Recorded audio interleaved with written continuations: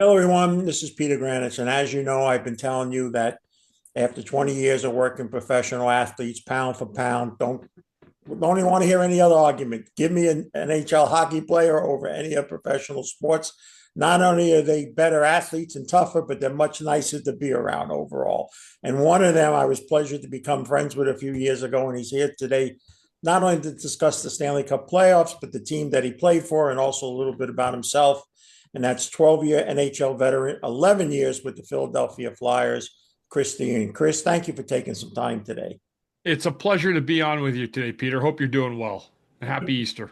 Good to see you again, my friend. So before we get there, one of the great things I liked about you, and I've got to know you personally, is life can be full of adversity, and you're one of those true adversity creates opportunity and life-changing stories. So if you don't mind, I know you were born in Ottawa, so I'd be curious whether it's Ottawa or Toronto, but we'll get to that in a minute. But you had a most interesting life and what you're especially doing now. If you can just briefly tell us about it. Yeah, well, I played for, as you said, played in the NHL for 12 seasons, and I had developed over time an affinity for alcohol, and I had a problem with it, and make a really long story short, something that kind of encapsulated my life. I turned the corner and 2011, but I'd been battling the disease of alcoholism for probably 6, 7 years prior to that. And I got sober. And what I do now is I help people struggling with their own addictions. I'm a member and a partner in a recovery center in Philadelphia. But I help many, many different facilities and people in general just struggling in general, getting themselves an opportunity to turn their lives around, whether it's they're addicted to drugs, whether they have issues with mental health, depression, anxiety. Those are all things that we treat and we try to get people in to do it. So, using my own platform from where I was, and I consider myself a miracle and extremely blessed to be where I'm at. I have 14 years of sobriety. Uh, and the greatest gift I have in my life is to be able to share that experience with others and give it back to them so that they can find hope in their own lives if they're struggling as well. Praise be God to that. And Jerry Cooney, who had a similar story, was, once a great boxer, alcohol. He likes to say that people don't understand because it's legal, because it's not weird looking somebody walking into a bar and all, how many people actually struggle with alcohol each day. Yeah, and it's funny. There's the drugs out there that are bad. You hear about the fentanyl that are killing people. Over 100,000 Americans killed just about every single year since it's been in process.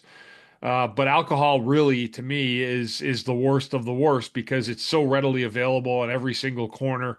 It's socially accepted. People don't really question you because of the legality of it. But I mean, as somebody that went through, a real nasty battle with alcohol, I can tell you that it kind of encapsulates your life and it controls you. And until you take that back and put an end to it, that's a vicious cycle of addiction and what it can do to you. So, alcohol is terrible. It's not just because it's socially acceptable doesn't make it any better than any other drug out there. A drug is a drug, and alcohol doesn't get any relief from that criteria. Amen. All right, Chris.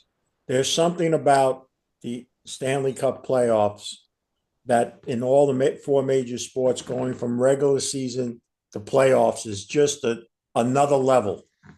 And I don't know if that's because you play so many games during the season. It's hard every game to get excited, but it doesn't matter what series you're watching, who's playing.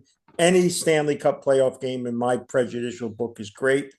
Now we just started, and it doesn't change much to you, I'm certain. Let's start with who did you favor coming into this to be in the Stanley Cup Finals?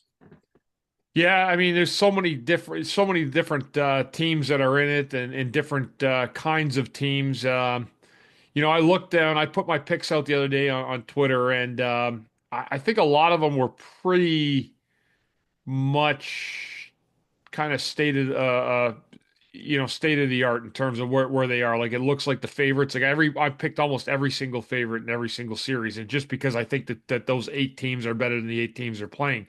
Um, every team that I picked on the weekend ended up winning. So we ended up getting Winnipeg with a win.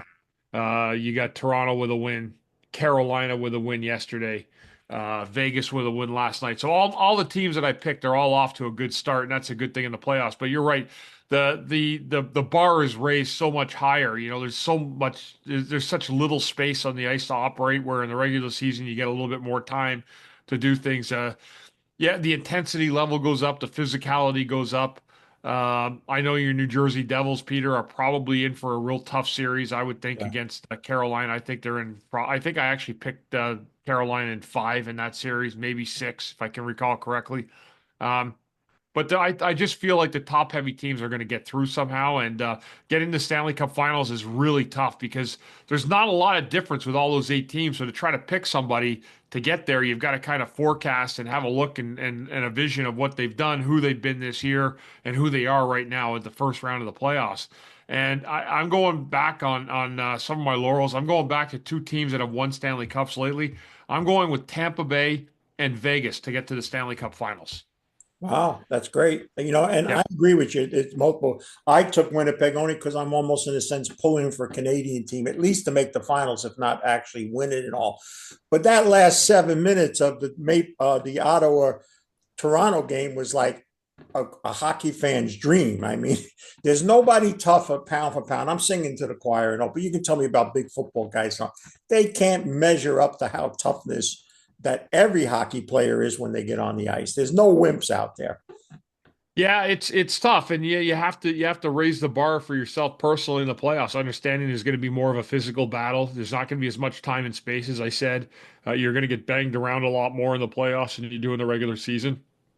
The Ottawa game last night, it was like, Ottawa was trying to set a physical tone towards the end of that hockey game because they were down so significantly in that game. Toronto really had a good power play going last night and a lot of good offense. But teams that are down will try to turn the corner with physicality late in hockey games. Sometimes it works, sometimes it doesn't. But nonetheless, the battle hats were on last night, and I certainly enjoyed every one of the first games I've seen in the playoffs this year. Well, I agree with you completely. I don't even expect to win a game against Carolina. I think they're that much better on paper than the Devils are right now. Just glad that they made it, kind of stuff and all. But sometimes you say to yourself, if you were going to be surprised, and obviously the Devils would be beyond surprised, is there a team that maybe if they just something gets a little couple breaks that normally don't go your way, could surprise you and end up in the Stanley Cup Finals? Yeah, I do think there's a couple teams. I'm going to look out west and take a look at LA. LA is a team that's pretty deep. They're good. They're good all the way through. They don't have a top heavy superstar, if you will, but they have a lot of depth through their lineup. They're a team that could do some damage. I have them beating Edmonton in the first round. I don't know about the East in terms of if there's going to be an upset. I do think that Toronto and Ottawa is going to go 7 games. I said that on my Twitter, and that may be after last night. Ottawa's going to have to stay out of the penalty box and be a lot better. But that would be the team I think in the East. If anything can go be an upset, I think it could be the Ottawa Senators. And in the West, I'm going to go with the LA Kings. One last two actually. One last about the playoffs and all. I was spoiled as a Devil fan with a guy named Brodeur, and Yeah. goalies can make the biggest difference. You don't even have to have a powerful offense sometimes if your goalie is just magical.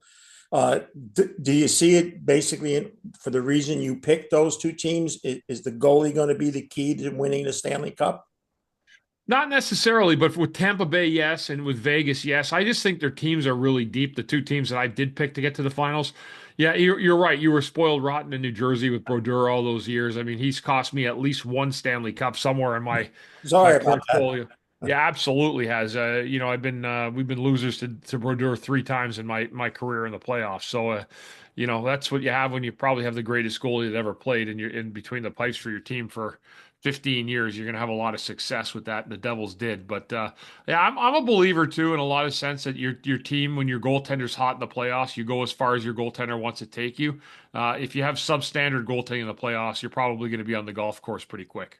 Yeah, well, that's the only reason why I chose Winnipeg, because if he plays in the playoffs like he played in the regular season, they can get there. Okay, so one last question close to your heart. You were a broadcaster for them. You still do a regular podcast each game about them and all.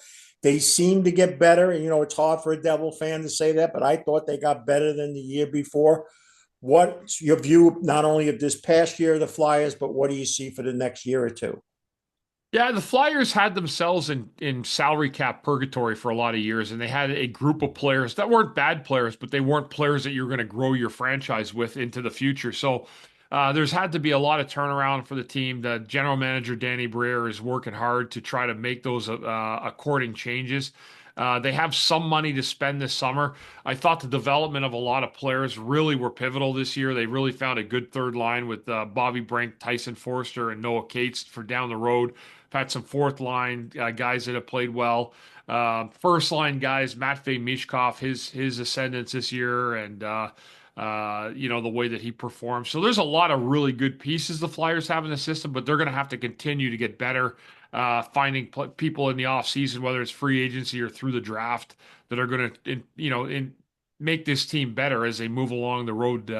In the path to having a good franchise. So it takes time. They have a little bit of money to spend this summer. They have a lot of money to spend that they can spend in 2026. But right now, I tell people with the Flyers world, just be patient and let Danny Briere do his cooking there to try to get this team back on track and get us a playoff caliber team that we'll be proud of for a decade.